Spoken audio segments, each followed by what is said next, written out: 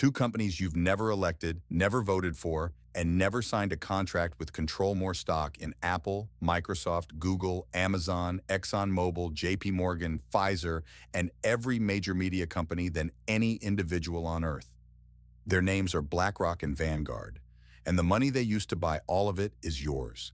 If you look up the top institutional shareholders of almost any Fortune 500 company, the same two names appear: BlackRock Incorporated and the Vanguard Group. Not sometimes, not occasionally, every single time. As of 2024, BlackRock manages over $10.5 trillion in assets. Vanguard manages over $9.3 trillion. Combined, that is nearly $20 trillion, which is roughly the GDP of the United States. These are not shadowy organizations. They file publicly. You can verify every number I'm about to give you. The problem is, almost nobody does. Take Apple, the most valuable company on the planet. Top two shareholders, Vanguard and BlackRock. Microsoft, second most valuable company on Earth. Top two shareholders, Vanguard and BlackRock. Now do the same for ExxonMobil. Same answer. JP Morgan Chase. Same answer. Johnson & Johnson. Same answer. Pfizer. Same. Chevron. Same. If you're watching this and thinking, how is this legal? The answer is because you gave them the money. And if this channel is new to you, hit subscribe right now and turn on the notification bell, because every week we pull back the curtain on the financial system they built around you. Your 401k, your index fund, your target date retirement account. That is the money BlackRock and Vanguard used to become the largest shareholders of virtually every major corporation in the Western world. Here's how the machine works. You open a retirement account. Your employer offers you a list of funds. Most of them are managed by Vanguard, Fidelity, or BlackRock's iShares. You pick a low-cost index fund because every personal finance guru told you to. That money flows into a fund that buys shares of hundreds of companies. The fund manager, usually Vanguard or BlackRock, now holds those shares in their name, not yours. They vote those shares. They sit on governance committees. They influence executive pay, board composition, corporate policy. You get the returns, they get the power, and nobody asked your permission. A 2023 study published in the Journal of Finance found that the big three asset managers, BlackRock, Vanguard, and State Street, collectively hold an average of 23.5% ownership in S&P 500 companies. In some companies, that number exceeds 30%. Harvard Law School published a paper titled "The Specter of the Giant Three," warning that by 2040, they could collectively control over 40% of all shareholder votes in America. This is not speculation. This is a trajectory based on current inflow data. BlackRock, Vanguard, and State Street cast approximately 25% of all shareholder votes in the S&P 500, using money that came from your paycheck, your pension, and your retirement account. Now here is where it gets deeply uncomfortable. BlackRock and Vanguard are top shareholders in competing companies simultaneously. They are the largest shareholders of both Coca-Cola and Pepsi. They are the largest shareholders of both Visa and MasterCard. They are top shareholders of CNN's parent company, Warner Brothers Discovery, and Fox Corporation at the same time. They own stakes in Pfizer and Moderna, in ExxonMobil and Chevron, in Bank of America, Citigroup, Wells Fargo, and JP Morgan all at once. In antitrust law, there is a concept called common ownership. When the same entity owns significant stakes in competing firms, those firms have less incentive to compete with each other. A 2018 study by economists Jose Azar, Martin Schmaltz, and Isabel Tecu found that airline ticket prices were 3 to 7% higher on routes where carriers shared common institutional owners. You paid more for flights because the companies selling you tickets were quietly owned by the same people. This was published in the Journal of Finance, one of the most respected academic journals in economics. Not a conspiracy blog, a peer-reviewed academic publication. Airline ticket prices were found to be 3 to 7% higher, specifically because competing airlines shared the same institutional owners, and that finding was published in the Journal of Finance, not a Reddit thread. But ownership is only half the story. BlackRock operates a technology platform called Aladdin. It stands for Asset, Liability, Debt, and Derivative Investment Network. As of 2024, Aladdin monitors and analyzes risk for over $21 trillion in assets. That is not just BlackRock's money. Banks, pension funds, insurance companies, and sovereign wealth funds pay to use Aladdin for their portfolio decisions. The Federal Reserve used Aladdin during the 2020 pandemic to help manage its emergency bond buying programs. BlackRock was hired by the Fed to execute those purchases. Let that sink in. The world's largest asset manager was hired by the U.S. Central Bank to buy bonds, and it used its own proprietary system to decide which bonds to buy. And some of those purchases benefited funds that BlackRock itself manages. This was reported by the Wall Street Journal, Bloomberg, and multiple congressional oversight inquiries. Nobody went to jail. Nobody was fined. It was considered a necessary measure during a crisis. The conflict of interest was acknowledged and then quietly forgotten. The Federal Reserve hired BlackRock to buy bonds during the 2020 crisis using BlackRock's own AI system, and some of those purchases directly benefited BlackRock's own funds. Here's what nobody tells the person opening their first 401k.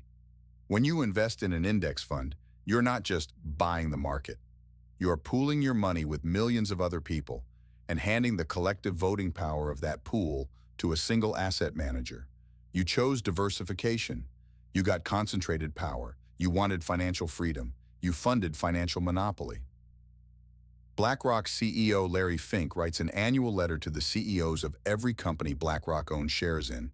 In that letter, he outlines what he expects from them on climate policy, workforce strategy, governance structure, and capital allocation.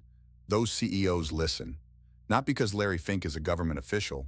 He is not. They listen because BlackRock can vote to remove board members, block mergers, and tank their stock if it reallocates. One man elected by nobody, writing policy letters to the leaders of the world's largest companies, using your retirement savings as leverage.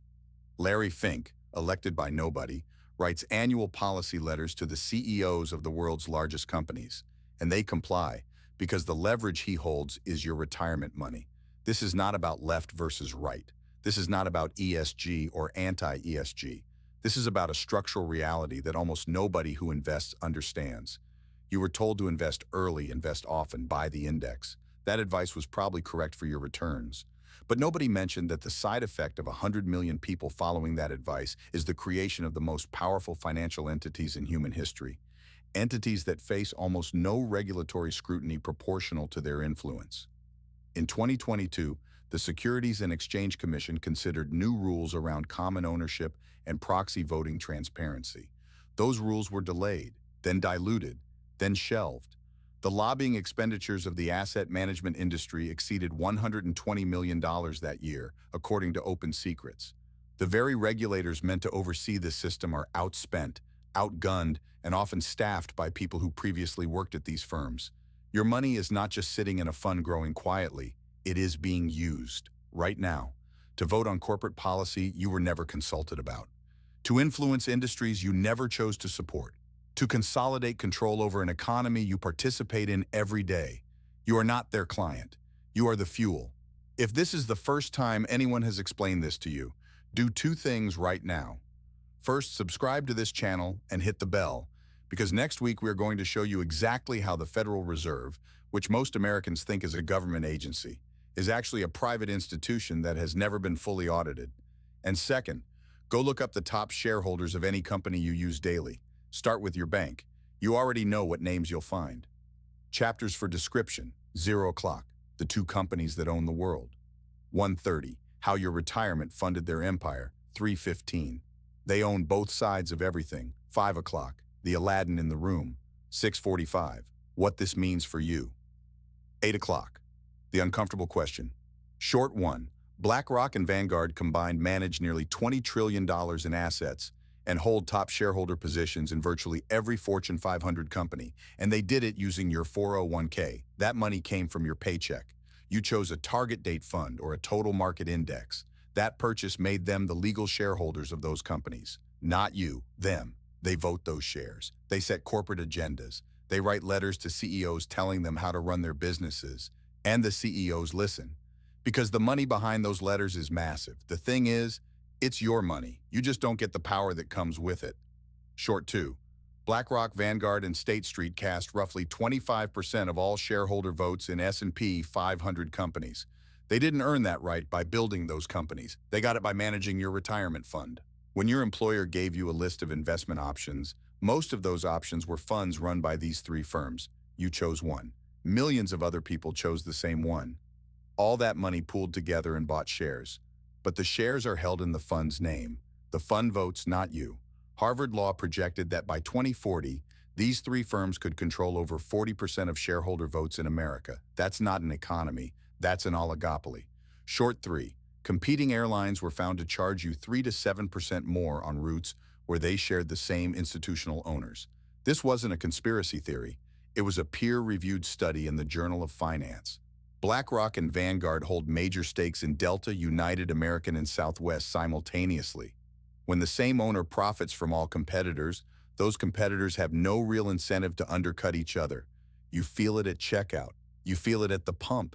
You feel it in your insurance premium. Common ownership is not illegal, but the price you're paying for it is very real. Short 4. The Federal Reserve hired BlackRock in 2020 to buy bonds during the pandemic emergency. BlackRock used its own AI platform called Aladdin to decide which bonds to buy. Some of those bonds were in funds that BlackRock itself manages, meaning BlackRock used a government contract to make purchasing decisions that directly benefited its own portfolios. This was reported by the Wall Street Journal and Bloomberg. Congressional inquiries were opened. Nobody was charged.